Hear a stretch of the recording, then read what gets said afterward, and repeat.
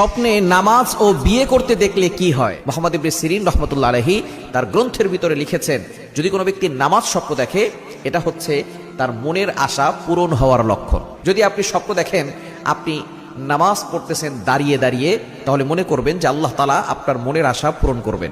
যদি আপনি দেখেন আপনি বসে নামাজ পড়ছেন, তাহলে মনে করবেন হতে পারে আল্লাহ তাআলা আপনাকে অসুস্থতার নিয়ামত দিতে পারেন। যদি কোনো ব্যক্তি দেখে শুয়ে শুয়ে নামাজ পড়ছে, তাহলে এই শুয়ে শুয়ে নামাজ পড়াটা তার জন্য মৃত্যুর একটা সংকেত হতে পারে। যদি কোনো ব্যক্তি স্বপ্ন দেখে যে বিশাল বড় জামাতে সে নামাজ পড়ছে, এই স্বপ্নের ব্যাখ্যা হচ্ছে আল্লাহ তাআলা তার উপরে বড় রহমত নাজিল করবে। যদি কোনো ব্যক্তি বিশাল বড় জামাতের ইমাম হচ্ছে অথবা ইমামতি করে নামাজ পড়াচ্ছে, এরকম স্বপ্ন দেখে, এই স্বপ্নের ব্যাখ্যা হচ্ছে সে একদিন লিডার হবে, নেতা হবে। কেউ যদি বিয়ে স্বপ্ন দেখে, বিয়ে স্বপ্ন দেখা ধন সম্পদের লক্ষণ, এটা খারাপ লক্ষণ নয়। এবং কোনো ব্যক্তি যদি বিয়ে করার পরে বিয়ে স্বপ্ন দেখে, তাহলে আল্লাহ তাআলা তাকে সন্তান দিবে।